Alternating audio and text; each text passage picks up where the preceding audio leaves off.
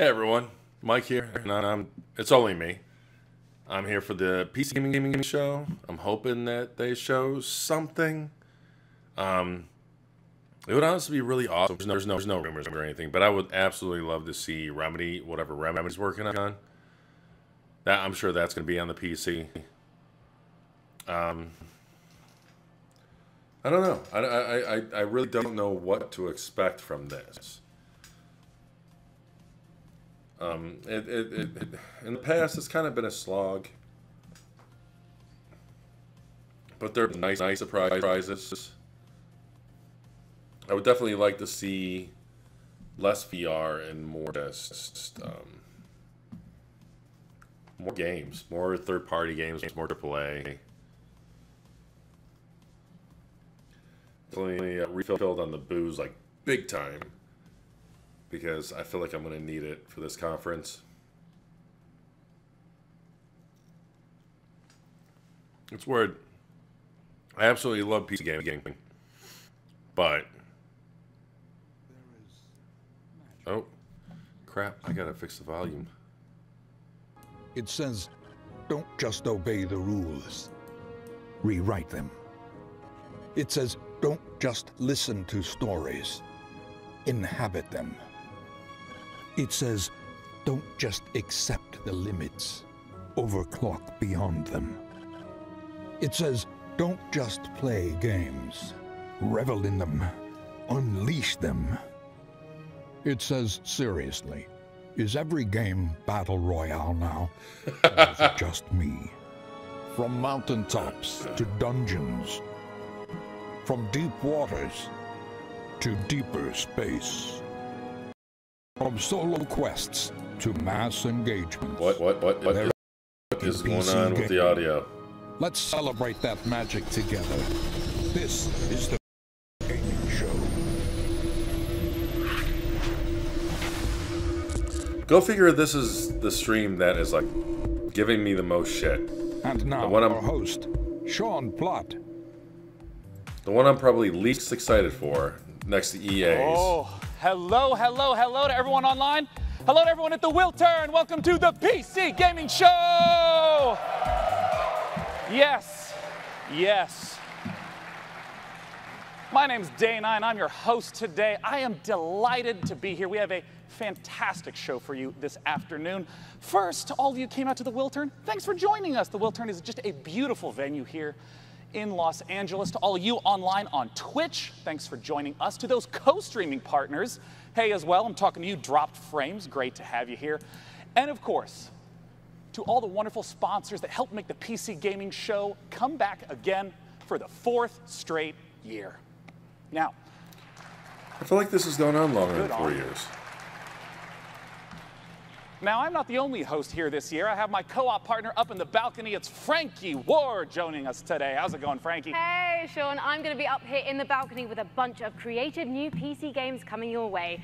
From Warfare's latest update to some offbeat indie gems. Frankie, we are so excited for the show to get started. We have over 30 games we're going to be looking at across the next 90 minutes. So let's oh my god, an hour and a half? Our very first title is from Coffee Stain Studios. Their game has absolutely massive construction as well as automation. Let's take a look at Satisfactory. I gotta make sure that I have time for this.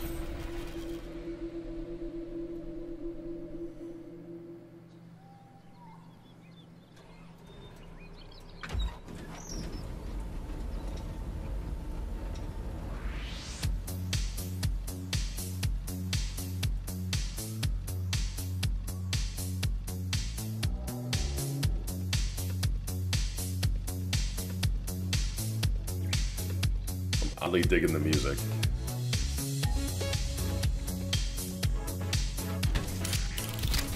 Not really. Not anymore.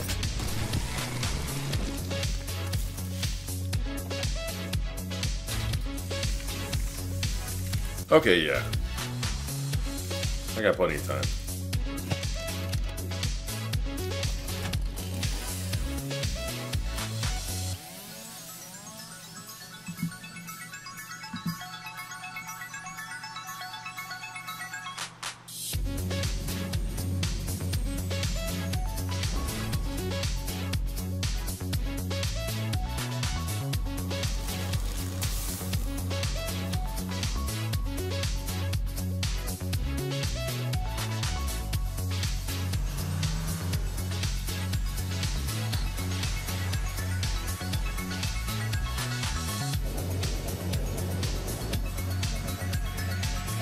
This is like a next-gen survival game.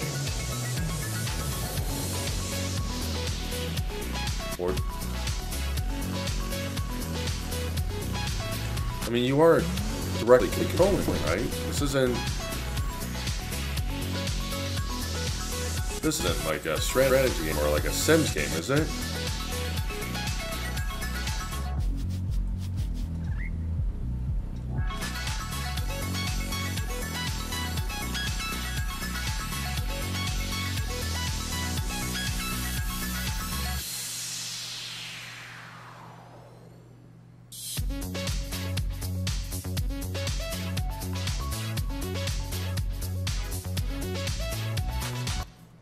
Joining me on the stage to talk about it is the game director at Coffee Stain Studios. It's Oscar Gilsayan.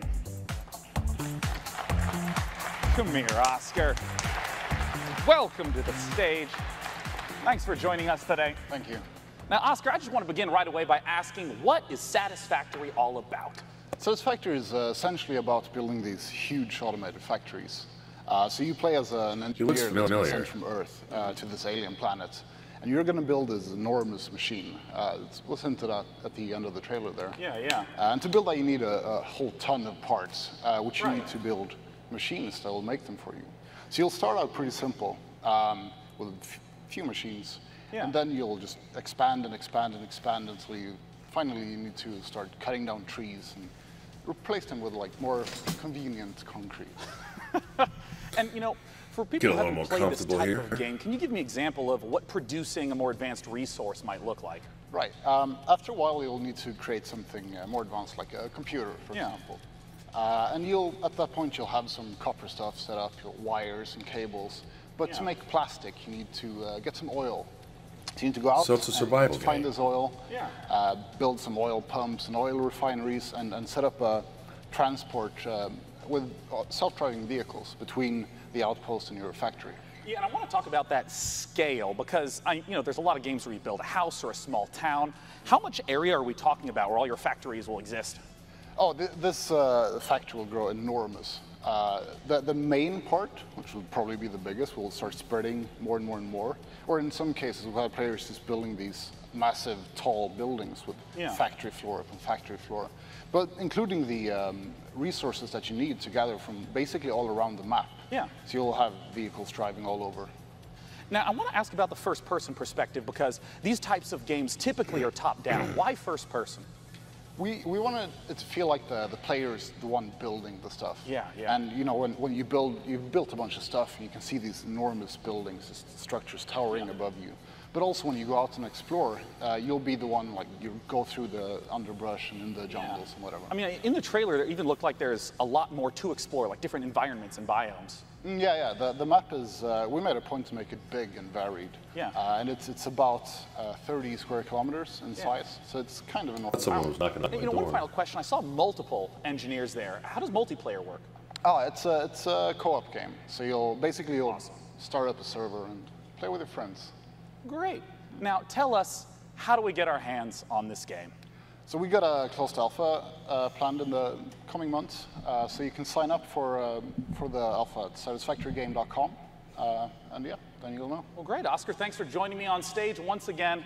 That is satisfactorygame.com. Now, up in the balcony, Frankie, I understand you have our very first indie title of the day. We do indeed, Sean, because here's something we love about the PC platform. It's such fertile ground for creative ideas from small teams. NeoCab is an emotional survival game set in the future about gig labor, tech disruption, and the experience of being a driver for hire. Perhaps the last of your kind. From the brand new indie studio Chance Agency, let's watch the first gameplay trailer for NeoCab.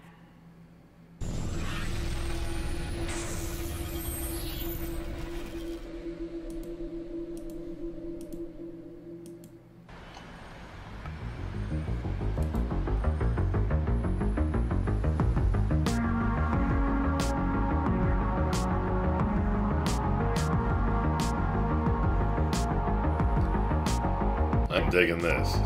I'm loving this, really.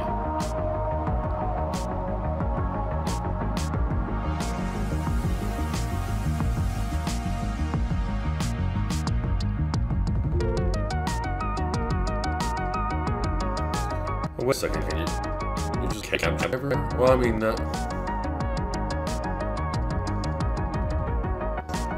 oh, I thought this was gonna be like a investigative point and click adventure.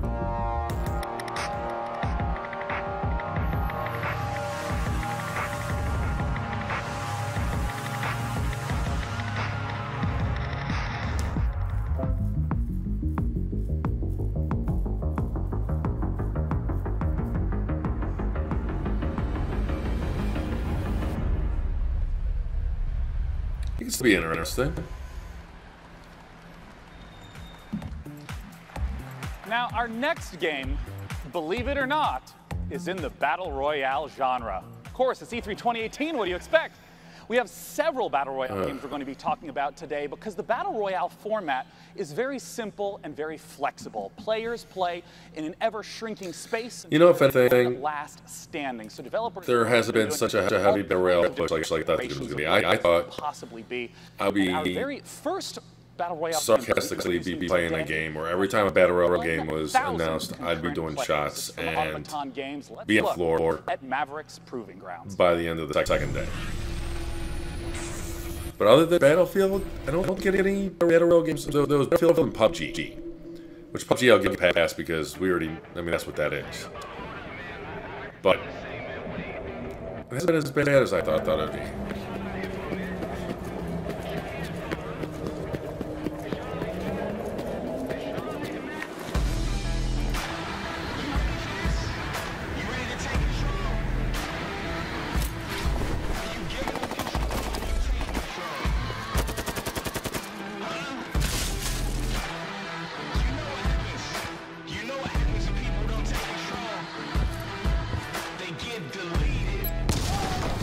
Whoa.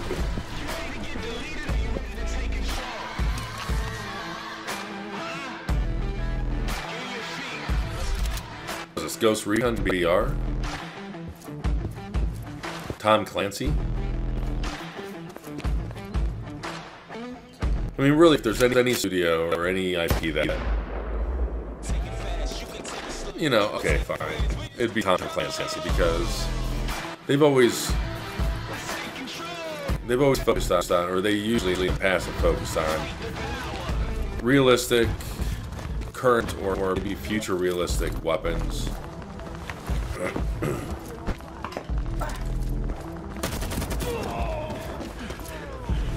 And this doesn't look scripted at all. Oh, get the hell out of here.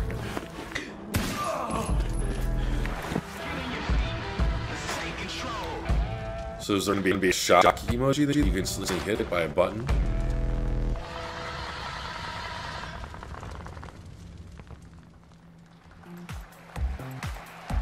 Joining me on the stage, CryEngine. That's interesting. Grounds is the CEO of Automaton Games. It's James Thompson.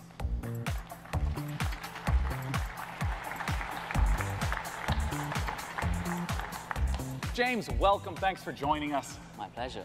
Now, I want to immediately ask, what about Maverick's Proving Grounds distinguishes itself from other Battle Royale games?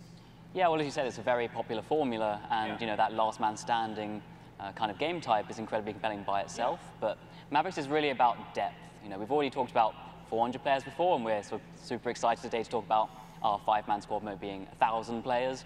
But really, it's about depth. What? Well. It's about the fact that that environment is even a bigger step, the simulation, and those elements sort of combining together. Yeah, I want to zoom in right on the 1,000 players aspect. How does that really shift the dynamic from the, say, 100 that we're typically used to?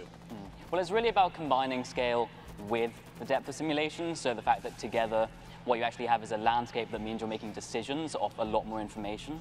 Yeah, I mean, because you hinted at that twice now. Like, what do you mean by there's a lot more information in the environment for players to process? So take a concrete example, right? So let's say a player's walking through the map, they'll be leaving footprints, they'll be displacing foliage, like grass bending.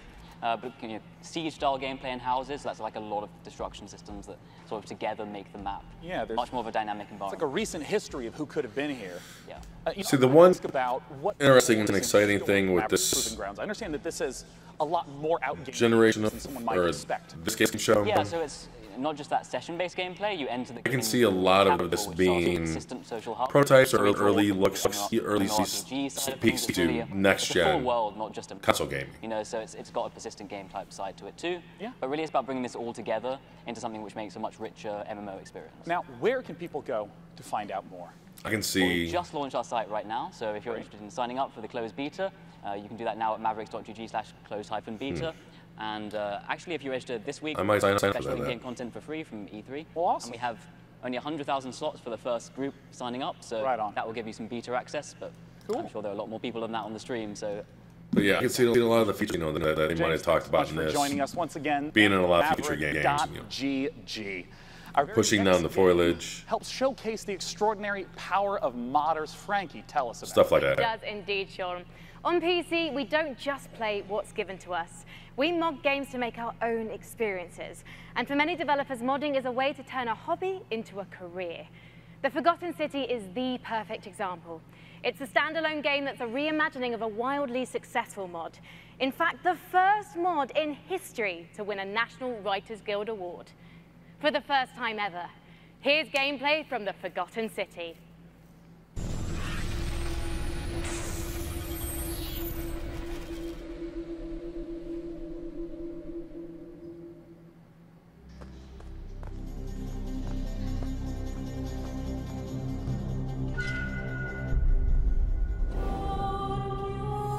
I'm so sorry you had to find me like this. And worse, that you'll suffer the same fate I did. See, I'm not familiar with this lifetime in this place. Mod at all. An ancient underground city. Its existence long forgotten. Searching for a way out. All I found is a window into the past. If even one person here commits a sin, everyone will die. I tried to set things right, but whatever I did, it took me right back to the beginning. It's all up to you now. Go back, investigate, talk to everyone, help them out if it'll win their trust. Bend the rules as far as you can. Figure out who's responsible for this, and maybe you can do what I never could. Save these people. Save yourself. The many shall suffer for the sins of the one. I mean, how much is this actual gameplay?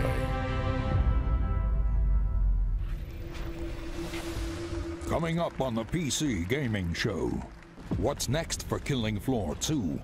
And an unannounced game from Tripwire Interactive.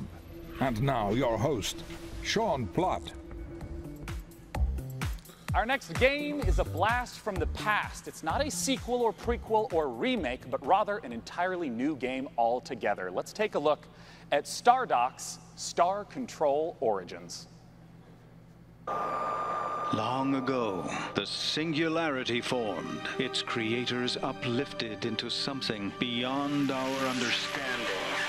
These beings, now known as the Lexite, this beginning is reminding me of MDK2, without the comic book before vanishing altogether.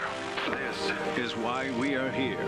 Welcome to Star Control, a state-of-the-art international space agency tasked with the exploration of our solar system and the defense of Earth.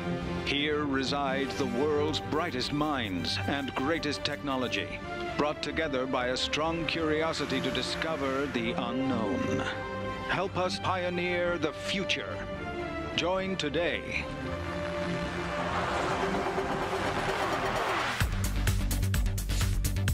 Here we go. Star Control has accelerated the construction of our new modular deep solar system vessel specifically for this mission. It's the fastest, most expensive ship humanity has ever made, Captain. I am Chief Viscosity Officer Windu of the Taiwan. The Strive have evidently received traces of your radio broadcasts themselves.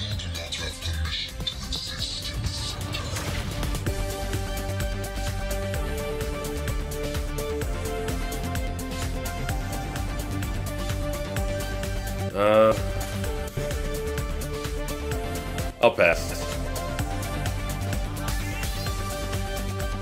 So, and this is where my preference is skewed towards having console game IPs and third party, just PC ports, putting them on PC, playing it that way with the controller, because a lot of the PC exclusives are kind of like this. Which is not bad. To talk about Star Control as the director of production at Star. In no way, it's not what grabs me. Yeah, thanks for having me here. So now just tell us straight up, what is Star Control all about? So Star Control is an open universe action RPG. You can visit dozens of aliens, hundreds of different stars, thousands of different unique planets, and you can land on each and every one of them. And when you're driving around the planets, you can jump over canyons, blast critters, and then you can venture out into the solar system and do ship-to-ship combat with hostile aliens. And I want to ask, since I know that the story is a big part of this game, with it being open world, how do you make sure that the story still stays as the focus for the player? Yeah, so we're really excited about the story that we prepared for Star Control. It's funny, it's creative, but also has some dark, sinister side to it. However, what we're very proud and very excited about is we have an infinite universe. That is, we are fully simulating the entire universe at all Probably times. shouldn't have the trailer audio in the little background. moon in the corner of the universe, the aliens are still moving around the universe, doing their own thing, exploring and interacting with each other. So it's not just like at a planet there's the same town whenever you visit it. It depends on how the simulation has driven it forward. Right, exactly. So this infinite universe is the glue that connects my story, my adventure, to the larger open galaxy. That's awesome. Now, I know modding is going to be a big part of Star Control Origins. How does modding work? So what's your favorite science fiction show? Probably Firefly. Yeah, so what would you think of making season 2? Shit, that's a lot of pressure, Patrick. Hey, Firefly, that's a well, you're putting me it's a really good shout out right there. Yeah. We have a week to do it, so. But anyways, in Star Control Origins, you can create your own ships, your own planets, your own galaxies. You can package up your adventures and share them with your friends online. So someone else can take care of Firefly Season 2. That's up to you. Now, last thing I want to ask